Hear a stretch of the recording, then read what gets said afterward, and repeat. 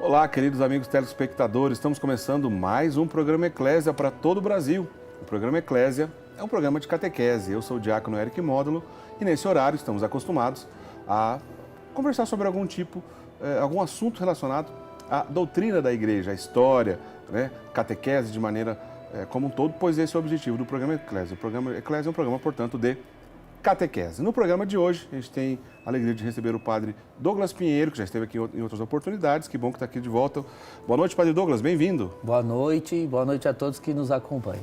Nós vamos falar sobre um tema hoje no programa, que é um tema interessante, porém ele gera muito desdobramentos à medida que a gente vai conversando e se aprofundando.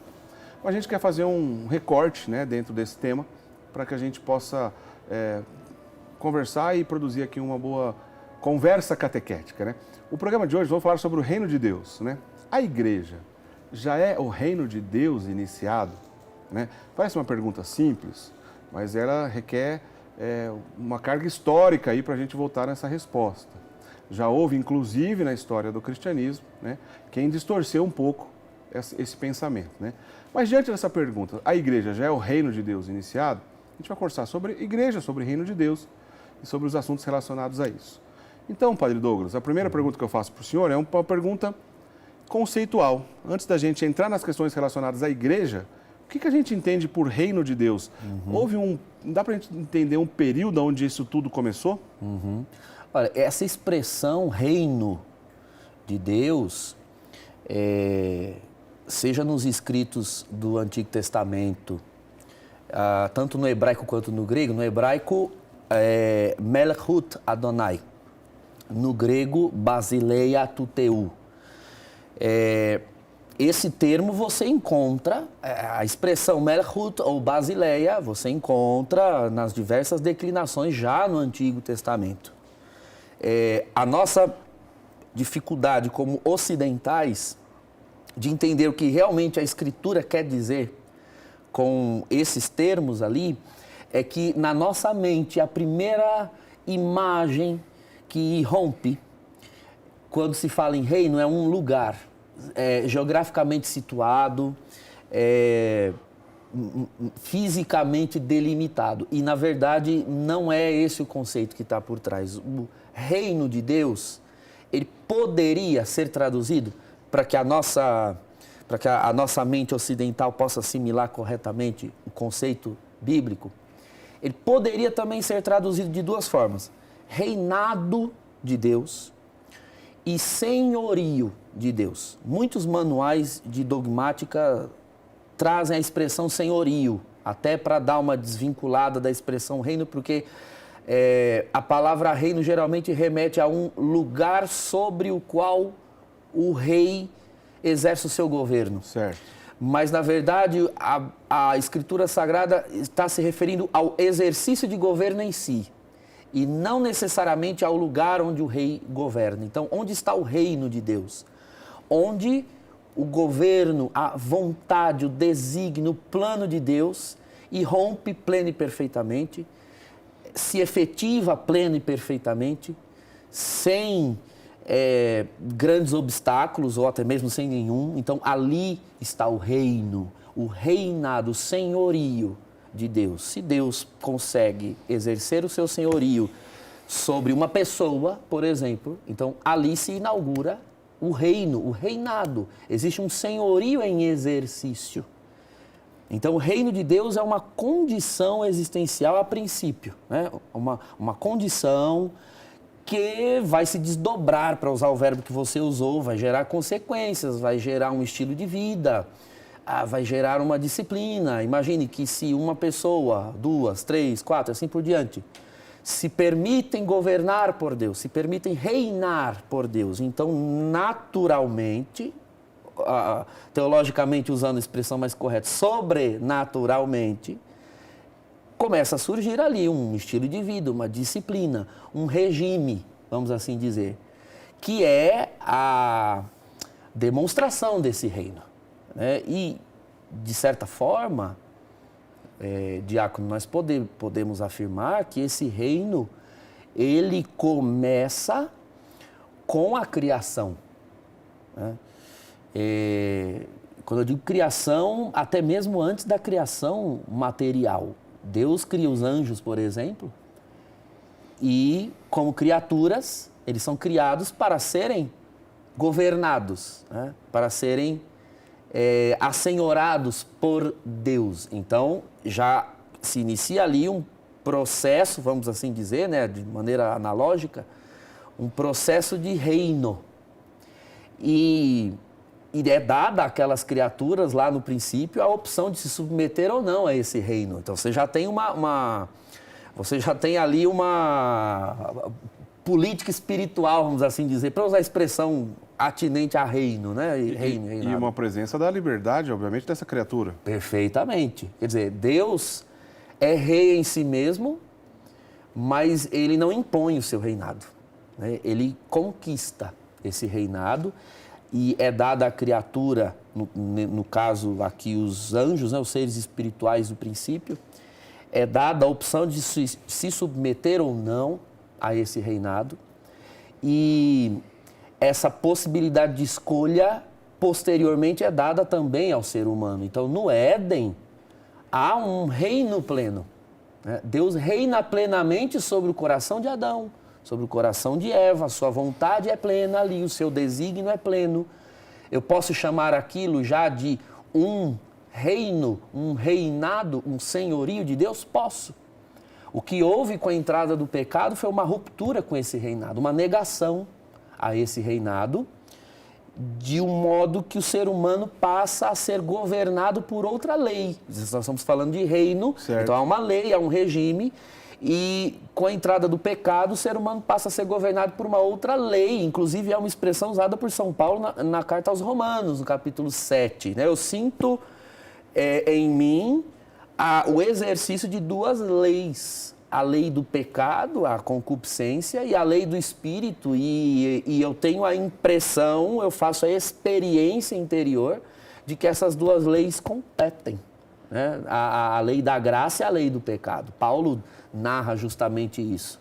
Então, para a gente poder entender os desdobramentos do reino com profundidade, eu acredito que seja muito importante esse conceito, essa conceituação ampla de reino, para que a partir dessa amplitude a gente vá afunilando, sobretudo no que diz respeito à igreja.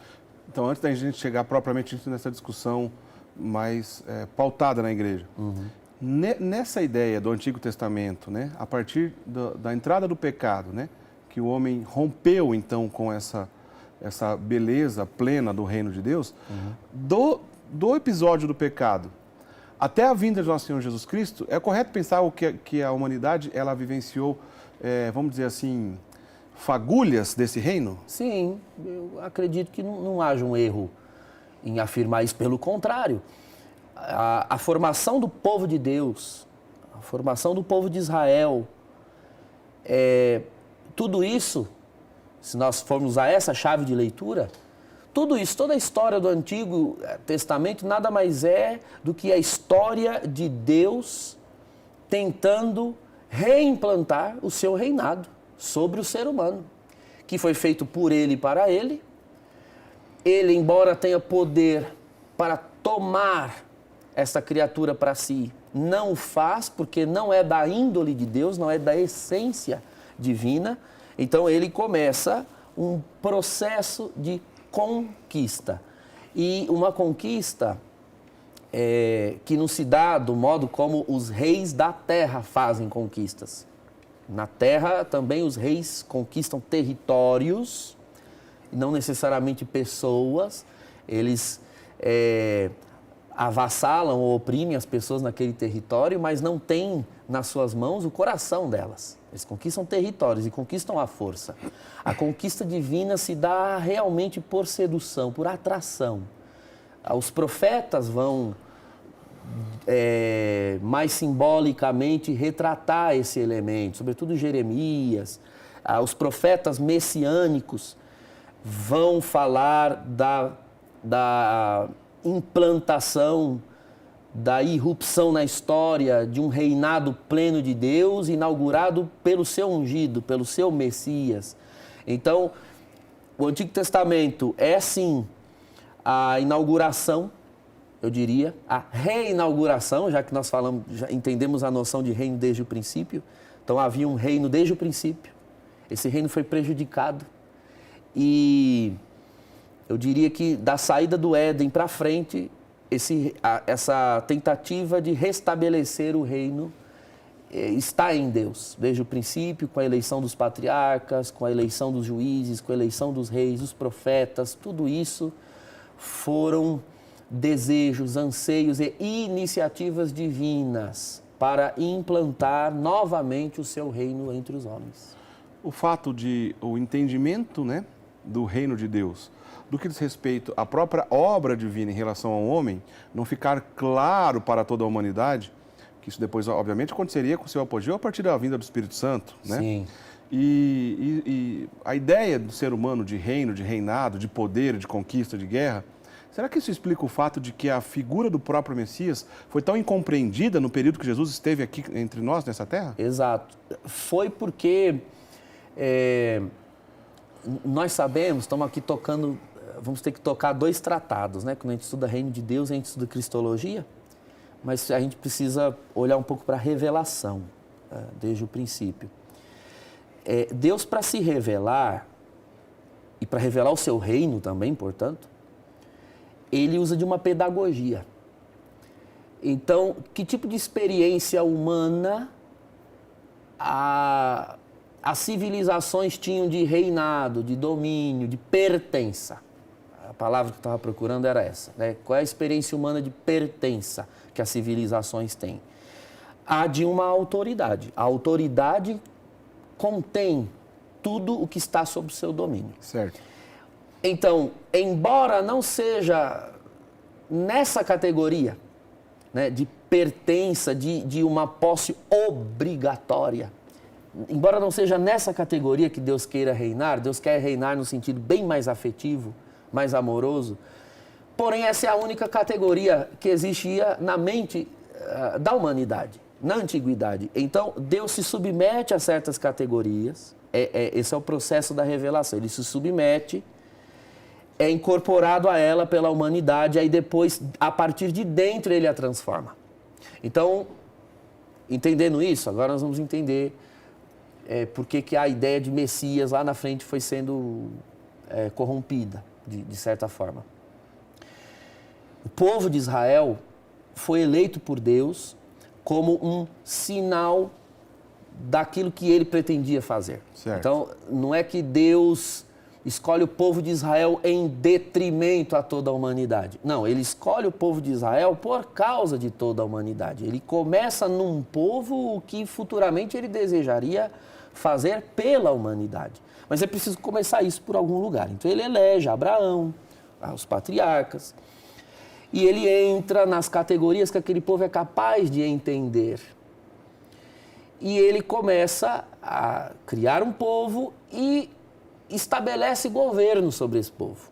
No começo, o governo era exercido por juízes. Tá? Estou pulando aqui bem a história, mas é o período que nós chamávamos de período da anfictionia, que abrange os 2 livros que abrange o livro de Juízes e Josué. Certo. Né? São os 2 livros do período da anfictionia, que literariamente é o período onde o povo foi mais fiel, onde realmente Deus teve o povo do modo como ele sonhou.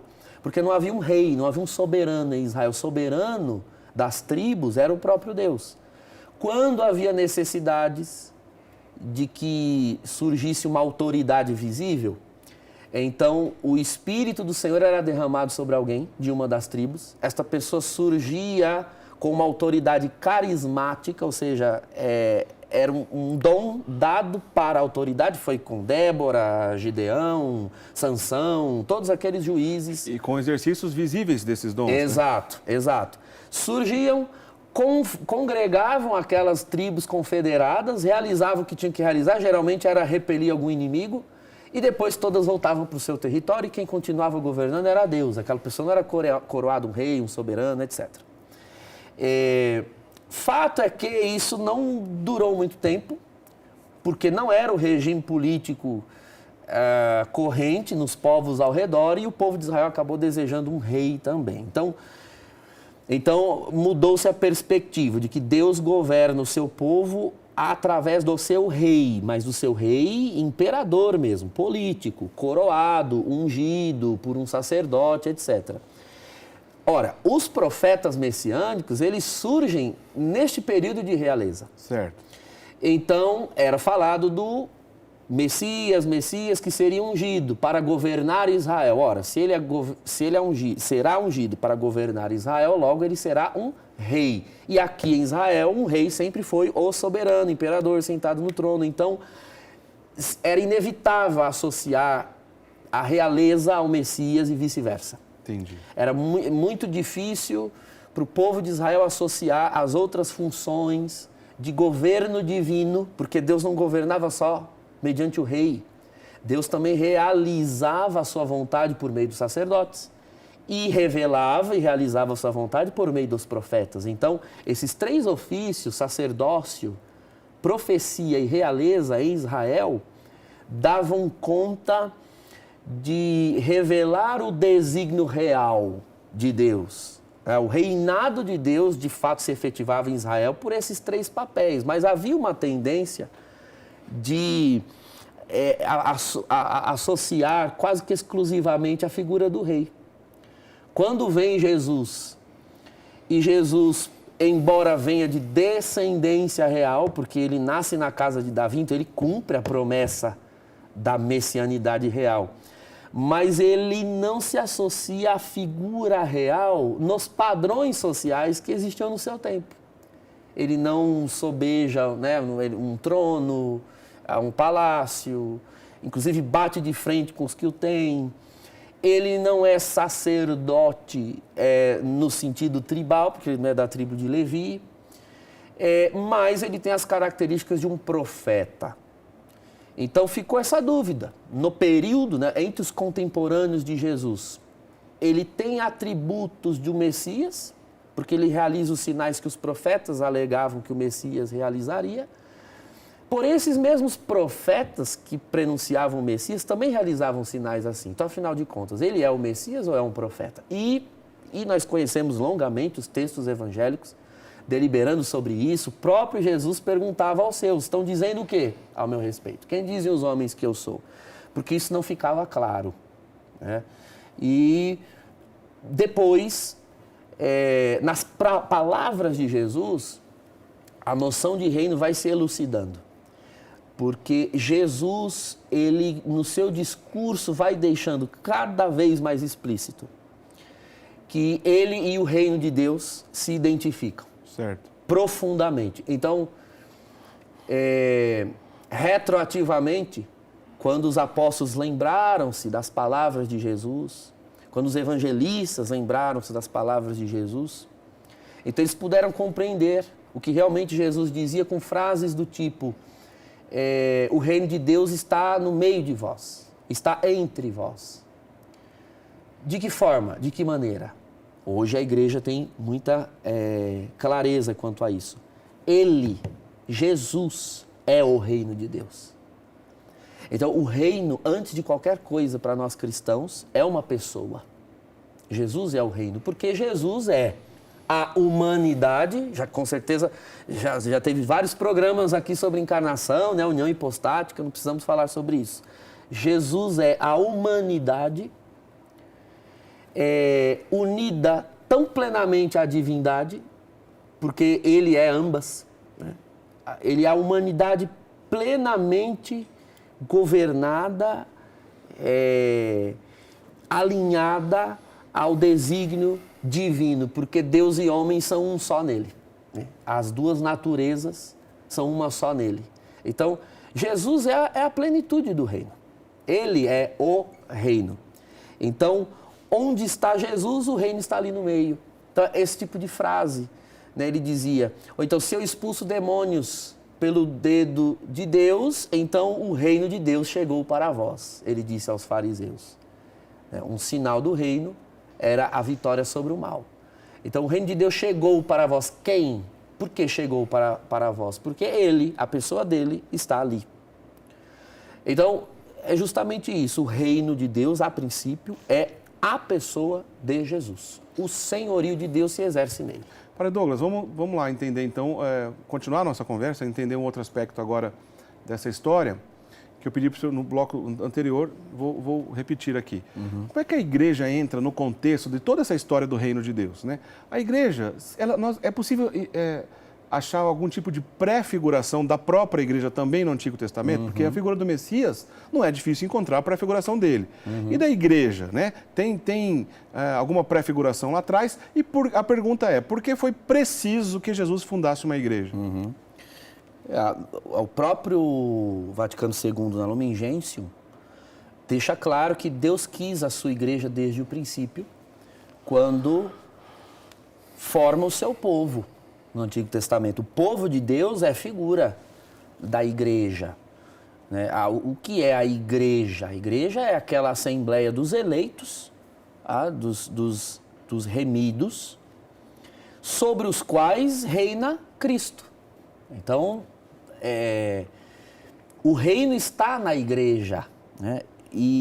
Mas o reino é maior do que a igreja, né? Os documentos dizem que a igreja é a serva do reino. Ela está a serviço do reino e a função da igreja é fazer com que o reino possa irromper na história, entrar na história, já que a história da humanidade foi vilipendiada pelo pecado. Então nós temos uma história da condenação, a humanidade na queda, que é o que nós chamamos de mundo, né, na Escritura. Não o mundo criado por Deus, né, o planeta, esse é bom, mas o mundo criado pelos homens no seu estado carnal, um estilo de vida para longe de Deus, para fora de Deus, sem o Espírito de Deus, sem o desígnio salvífico. Então, há uma história humana escrita pelos homens. Mas Deus quer escrever uma história com os homens. Então, ele começa no Antigo Testamento. Tudo isso já era figura da igreja. Israel é figura da igreja. Tanto que quando Cristo inicia o seu ministério, isso é um consenso em toda a teologia, na doutrina, o próprio catecismo menciona o fato de que quando Cristo elege os 12 apóstolos, ele elege os 12 como figuras de Israel. Especialmente relacionado às 12 tribos? Exato. Então, como Israel era composta por 12 tribos, então a igreja tem como fundamento os 12 apóstolos, né? Então já fica clara essa ereção, nós usamos essa expressão, essa elevação da igreja sobre os 12, como um modo de dizer que a igreja é continuidade de Israel, não é uma superação, uma ruptura. Então Israel prefigurava a igreja. Agora, por que a igreja, necessariamente? Bom, porque se Deus está escrevendo uma história do seu plano, né, se Deus está querendo reinar sobre o homem, então este reinado, este senhorio, como nós dissemos no primeiro bloco, ele se dará em categorias humanas. Certo. Então, de que modo os seres humanos vivem? Os seres humanos vivem em família, em comunidade, em sociedade. Isso é um modo humano de se organizar. Ora, Deus não vai reinar fora dessas categorias ou prescindindo delas. Isso é um dado antropológico, isso é um dado natural, é o jeito humano de ser. Então, para que o reino irrompa na história, ele vai se servir de categorias humanas. E a igreja é justamente esse povo concreto, palpável, visível, porque o ser humano não faz experiência de nada que não seja palpável, visível, experienciável.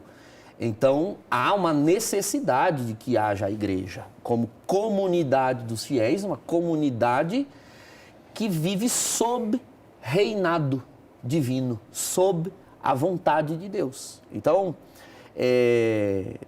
isso me traz aquela comparação feita por São Paulo na segunda carta aos Coríntios, que para mim, no que se refere a reino, para entender reino de Deus, não encontrei ainda uma comparação, uma analogia tão perfeita quanto, Certo. que é a de embaixadores de Cristo. Quem são os cristãos? Embaixadores de Cristo. A igreja é como uma embaixada. Então, foi a comparação que Paulo usou. Ainda assim, embaixada era algo... tinha uma outra finalidade naquele tempo, mas hoje figura até melhor. Uma embaixada, ela é um território de uma nação dentro de outra.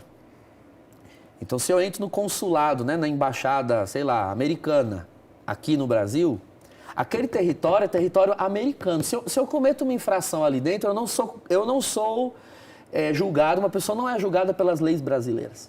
Ela é julgada pelas leis norte-americanas, porque ali é um território próprio dos Estados Unidos, embora esteja dentro do Brasil. E os que estão ali geralmente são cidadãos americanos, os que trabalham ali são cidadãos americanos. A igreja, Eric, segundo Paulo, na segunda carta aos Coríntios, Certo. ela é a embaixada do reino, né, na terra. Então, a igreja é reino enquanto embaixada. Né? Por quê? Porque a humanidade toda é reino de Deus? Basta olhar para o mundo para ver que não. O reino de Deus não irrompeu plenamente, não se consumou, não se efetivou plenamente na história. Porém, é possível ver uma comunidade de fiéis, é possível ver homens e mulheres absolutamente governados, né, seduzidos, que se entregaram, que de fato são cidadãos do reino, que embora estejam aqui no mundo, não têm comportamentos do mundo, não fazem escolhas do mundo, têm um estilo de vida que é o do Cristo. Você olha para elas e vê Cristo. Já não são muito elas que vivem, não, é Cristo vivendo nelas. Então o reino está nelas. Porque elas estão no reino, né? Ou seja, Cristo está nelas porque elas estão no Cristo, já que nós já fizemos essa identificação entre Cristo e o reino. Ora, a comunhão dos que estão sob governo de Cristo é a igreja, né? Agora, a igreja, como Cristo era visível e palpável, né? Então, Cristo estava num lugar pontual, específico, ou estava na Galileia, ou estava em Samaria, ou estava na Judéia. Então, a igreja precisa ser visível, palpável, entende? Então, houve sim essa necessidade, eu diria antropológica, histórica, da revelação de se efetivar numa comunidade de crentes, numa comunidade de fiéis que é a igreja. A igreja é necessária. Bom, nesse aspecto, além dessa comunidade de fiéis, que obviamente que a gente entende a igreja dessa maneira, naquela ideia que o senhor estava explicando ainda no bloco anterior, né, que o reino de Deus é o próprio Cristo e que a igreja é o corpo místico de Cristo, já entendendo de uma vez por todas o nosso tema, né? A igreja já é o reino de Deus iniciado, é possível dizer que nós temos contato a esse reino iniciado de maneira plena a partir da igreja? Sim e não. Quando você usa a expressão plena, né? Na igreja nós encontramos todos os elementos do reino. Certo. Mas a igreja militante, então aí vamos precisar considerar a igreja como um todo, né? Tá. A igreja militante, ou seja, os fiéis que estão neste mundo, os cristãos que estão neste mundo, nem mesmo eles todos somados são o reino pleno. Tá? Porque a igreja é a comunhão dos fiéis que estão neste mundo, a comunhão dos fiéis que estão já nos céus com Deus e aqueles que estão no purgatório. A igreja padecente, a igreja triunfante. Isso que eu ia lembrar. Triunfante no céu, padecente no purgatório e militante aqui na terra. Militante aqui na terra. Tá. Então, aqui na terra, o reino de Deus sofre ataque. Certo. Isso está no Evangelho de Marcos, né?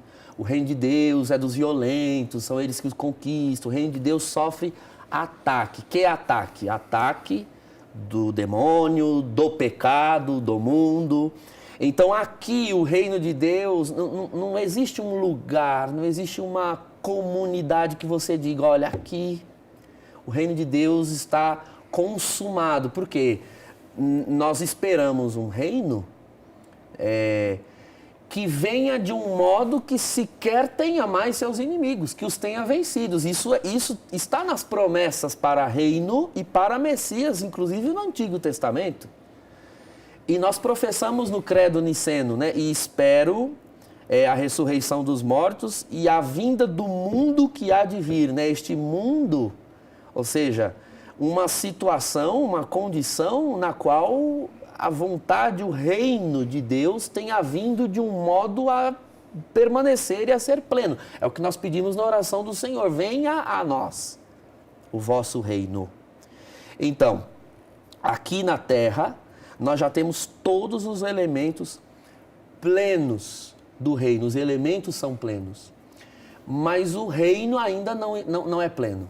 Quer dizer, não é possível a consumação completa desse reino na igreja militante, porém a igreja militante aqui da terra, ou seja, a própria igreja, já é o reino de Deus iniciado. Exato, sim. Vou evocar novamente a comparação da embaixada. Certo. Já que Paulo a utilizou, vamos usar com abundância.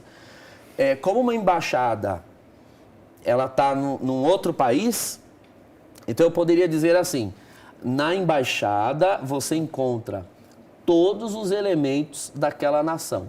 Com certeza ali existem comidas importadas daquela nação, porque ali é território, você tem cidadãos daquela nação. Agora, você há de convir que todo o terreno ao redor do consulado ou da embaixada é uma outra nação.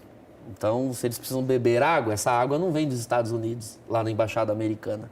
Vem do Brasil, eles bebem água brasileira. Então, a igreja é a embaixada do reino na terra. Então, é impossível que, enquanto estivermos neste mundo, nós ainda não usufruamos elementos deste mundo material, físico. Então, de certa forma, nós ainda dependemos de elementos que não os elementos divinos. Eu dependo do pão, eu dependo do sol, eu dependo de elementos. Então, nós aguardamos, faz parte da irrupção plena do reino, por exemplo, a ressurreição da carne, onde Deus preside a minha existência de tal modo que eu dependo dele, exclusivamente dele. Nem do alimento corporal não hei de depender mais. Então, isso é um nível de reino que ainda não aconteceu de maneira óbvia, né? E o próprio Cristo diz nas parábolas do reino que o reino, ele compete com o reino do pecado e do demônio. E o joio e o trigo crescem juntos. Então, às vezes, diácono, fica muito difícil você olhar para a igreja, às vezes, né? Quando você tem a fé revelada, teologal, você vê plenamente.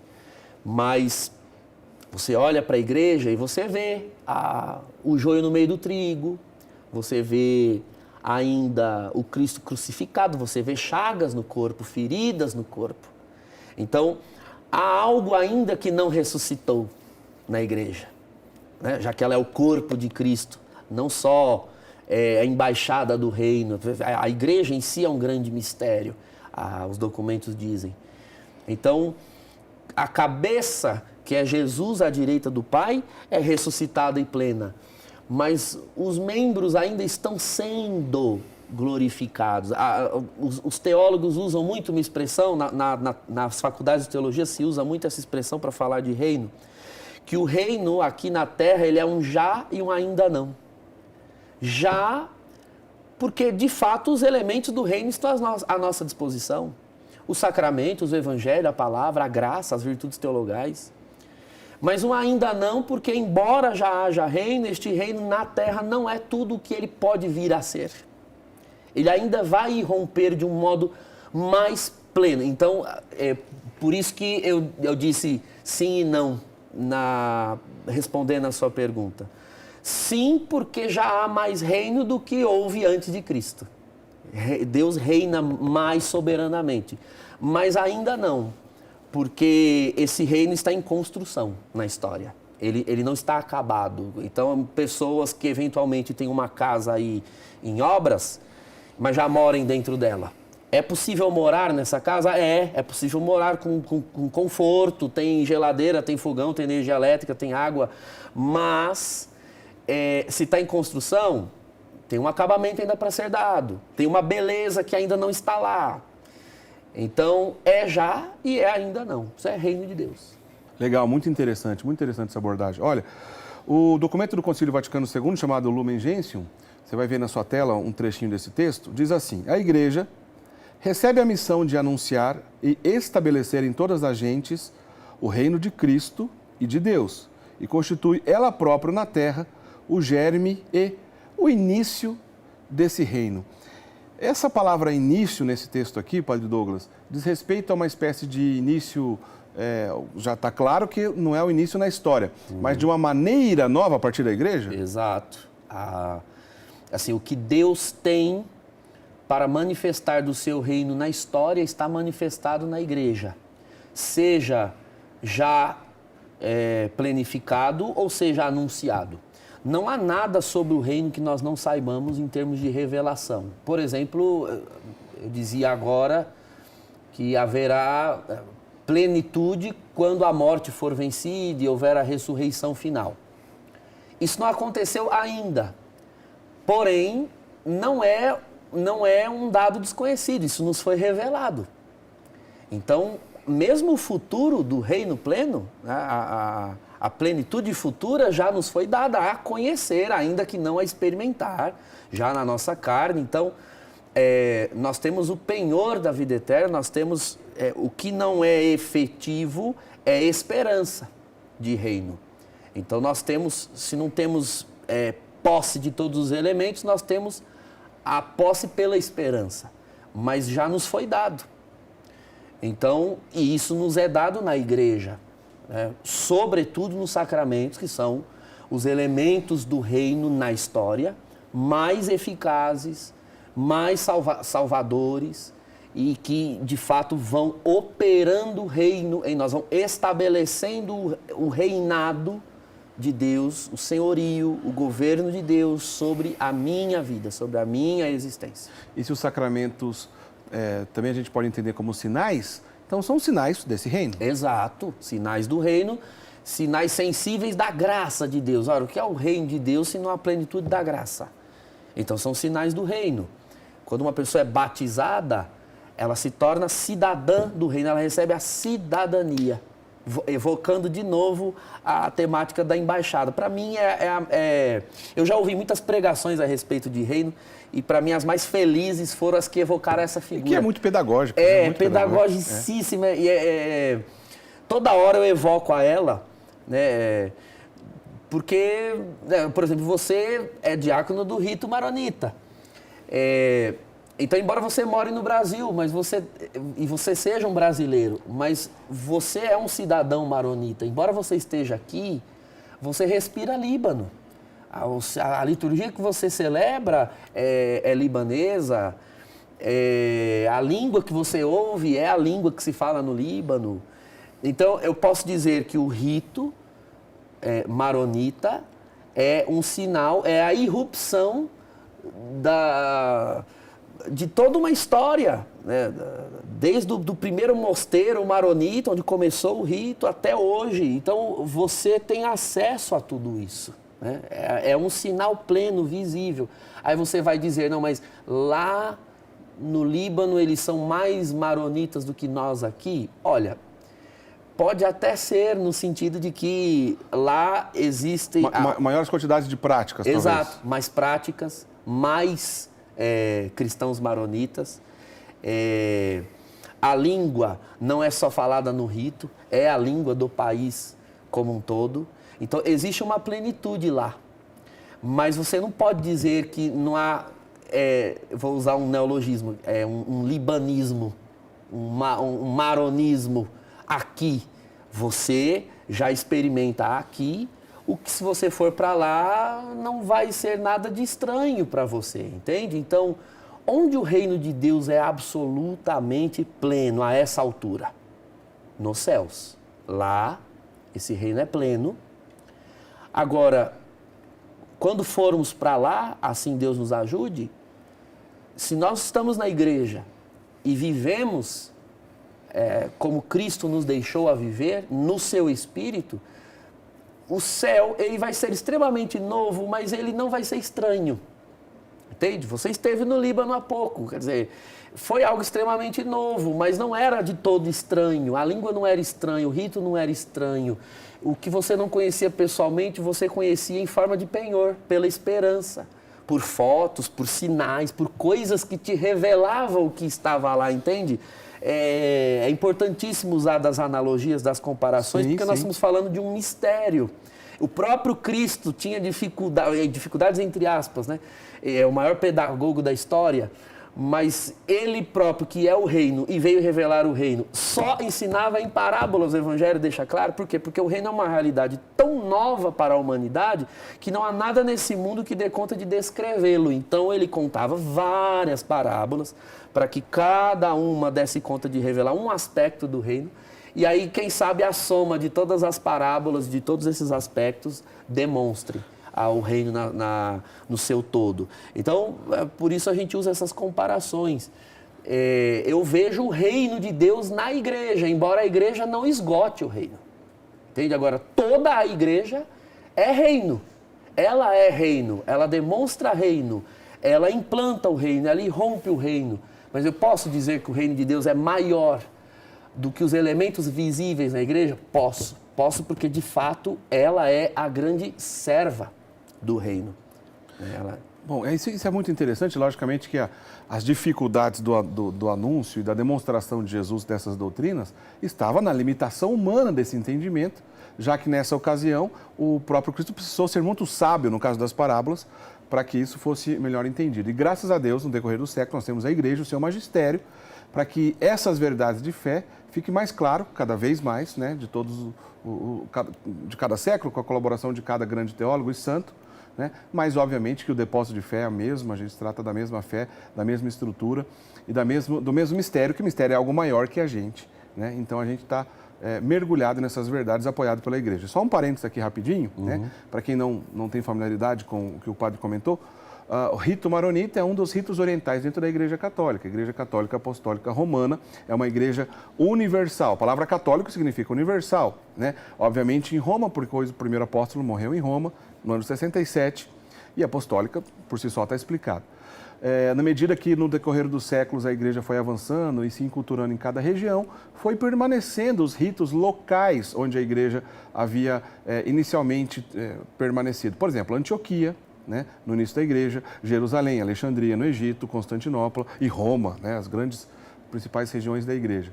A tradição maronita é a tradição de Antioquia, portanto, lá no Líbano, é a sede da igreja maronita, ou seja, o cardeal da igreja católica, que comanda a igreja maronita, mora no Líbano. Mas tudo isso é uma igreja só, é a igreja católica, a igreja de Cristo, não é uma igreja diferente. Não estou falando aqui de igreja ortodoxa. Isso é um outro assunto, estou falando de igreja católica e as suas riquezas espalhadas pelo mundo todo. A igreja maronita é mais uma dessas riquezas dentro da igreja católica, a igreja de Cristo, né? Tudo isso em comunhão com o Papa Francisco, é claro, né? O único Papa para toda a igreja. Ô, Padre Douglas, a gente está caminhando para o final do nosso programa, a gente tem alguns minutos. Eu queria entrar numa questão relacionada ao tema que a gente está discutindo. Essa distorção do entendimento desse reino de Deus é uma coisa que a gente estuda e ouve falar que na época, no período do Papa Pio X, ou seja, no início do século XX, já existia essa distorção. E que talvez avançou durante todo o século XX, chegou até os nossos dias. Queria que o senhor explicasse um pouco para a gente que distorção é essa. Alguém que podia pensar assim, olha, o reino de Deus, que nós estamos aprendendo aqui, que a igreja já é o reino de Deus iniciado, alguém distorce pensando da seguinte maneira: não conseguindo, né, o homem não conseguindo implantar o verdadeiro reino de Deus, como plano B, né, acabou dando a igreja para Deus. Isso tem fundamento? Isso tem um fundo de verdade? O que o senhor nos explica? Na hipótese alguma, porque essa fala, né? Deus queria pôr o reino. Aliás, Deus queria um reino e não podendo dar a ele um reino, então nós demos como plano B uma igreja. Então calma lá. Deus queria que nós dessemos a ele um reino? Se era para nós darmos, então não seria de Deus, seria nosso, um reino humano. É o reino de Deus. Nós não damos reino para Deus. É Deus que nos dá o seu reino. Venha a nós o seu reino. É o que nós pedimos na oração. Então, a igreja não é um plano B. A igreja é o plano de Deus para implantar o seu reino na terra. Sei lá, vou fazer outra comparação. Eu quero fazer essa mesa. O intuito é a mesa. Mas eu preciso de ferramentas. Não tem como trazer esta mesa à existência sem ferramentas. É absolutamente impossível a mim, como ser humano. Então, a igreja é a ferramenta precisa para implantar o reino. Deus não tem outra.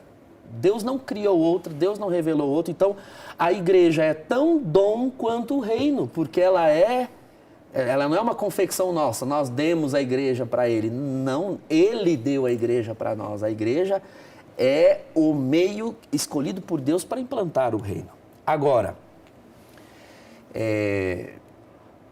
justamente eu havia dito que tanto o reino quanto a igreja são mistérios, porque se o reino é mistério, o instrumento para implantá-lo acaba sendo um mistério também na história. O que houve ali no início do século XX, não só no século XX, já desde o início, desde o fim do século XIX, mas Pio X empenhou-se muito mais no combate ao chamado secularismo, que cresceu muito no hemisfério norte, sobretudo, do fim do século IX em diante, com Revolução Industrial. Século XIX. Né? Isso, perdão, século XIX. Revolução Industrial.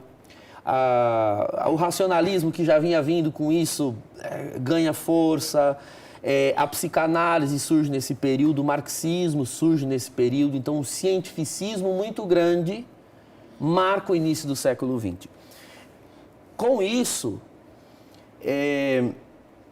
a insurreição de uma mentalidade em toda a sociedade naquele período de que já não era mais necessário Deus, o transcendente, o espiritual. Veja, é algo mais do que só um embate contra a igreja. Era um embate contra Deus. Né? Começa a surgir o chamado niilismo, que nós chamamos na filosofia, a ideia de que nós não viemos de lugar nenhum e vamos para o nada. Viemos do nada e vamos para lugar nenhum, que nada tem sentido em si mesmo, que o que importa é o já e agora, e que essa coisa de religião e fé não tem tanto sentido. Ora, o secularismo está pondo em xeque todo um plano de reino que está na igreja, que a igreja tem a missão de implantar, né, de cooperar com Cristo na história para implantar. Então, a reação naquele período foi a de associar muito intimamente reino com igreja e de defender a igreja, né, como sendo um meio que não deveria ser desprezado como vinha sendo em muitos países. Lembrando um outro detalhe histórico que influenciou aquele período de fim do século XIX, começo do século XX, ali nós temos proclamação de algumas repúblicas. A nossa, por exemplo, foi em 1889, então fim do século XIX. E a supressão de alguns chamados regimes de padroado. O que era o regime de padroado ou concordata? São dois regimes diferentes, mas vou dizer o que eles tinham em comum. Alianças entre Estado e Igreja. Em muitos países, aqui na América Latina era muito comum. E na Europa havia também muitas alianças de Estado e Igreja. Com esse secularismo crescendo, começou-se um processo quase que internacional de ruptura de Estado e de Igreja, que hoje é algo tranquilo para nós, essa separação entre Igreja e Estado. Naquele período, a Igreja temia que o intuito dessa separação não fosse apenas um respeito a mútuas liberdades, como hoje nós entendemos, mas como um modo de suplantar a Igreja e a fé. Então, é preciso entender, é preciso tomar cuidado para não fazer um anacronismo, né? Ler um fato fora da época. Era necessário defender a Igreja e entendendo a defesa pela Igreja como defesa do reino. Naquele momento era fundamental. Inclusive, o Vaticano I, que é desse período, um período um pouco antes, fim do século XIX, o Vaticano I testificou, enfatizou, destacou novamente a eclesiologia, a ideia de igreja como sociedade perfeita entre as demais sociedades. Então, uma ideia, veja, de reino na Terra. Ela é o reino na Terra, porque é uma sociedade perfeita. Então, naquele período, era um modo da igreja reagir ao racionalismo e é preciso ser compreendido dentro desse contexto. Bom, eu vou pedir para o senhor dar a bênção, mas antes uma resposta em 30 segundos, porque a gente não vai ter mais tempo que isso. A igreja que Cristo quis fundar é a Igreja Católica? Sim. Quando você entende igreja católica na sua substância, ou seja, a igreja que tem todos os elementos do reino, né? Essa discussão ela vai longe porque muitos entendem o termo católico apenas como substantivo. E ela é mais que isso, ela é um adjetivo. Onde está a igreja católica? Bom, quando você vê na Terra uma comunidade de crentes que estão de posse de todos os elementos. Daí a palavra católicos em grego, não só universal no sentido de total.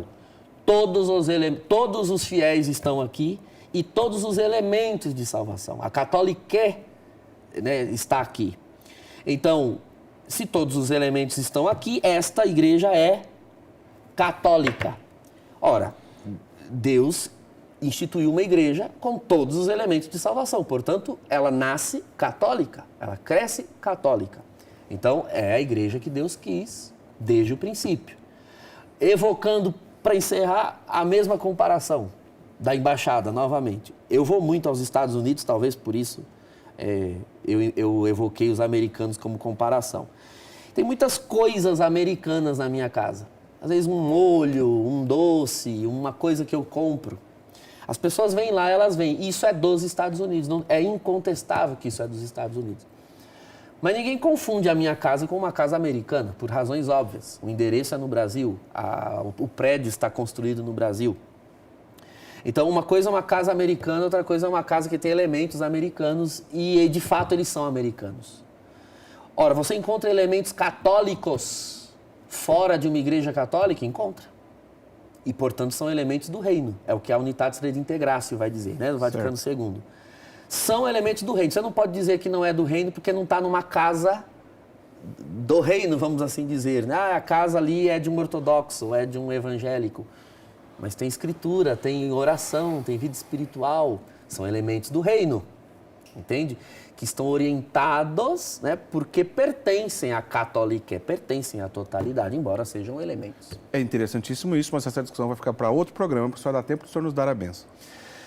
Que o Senhor vos abençoe, vos guarde e que venha sobre nós o seu reino e a sua paz. Em nome do Pai, e do Filho, e do Espírito Santo. Amém.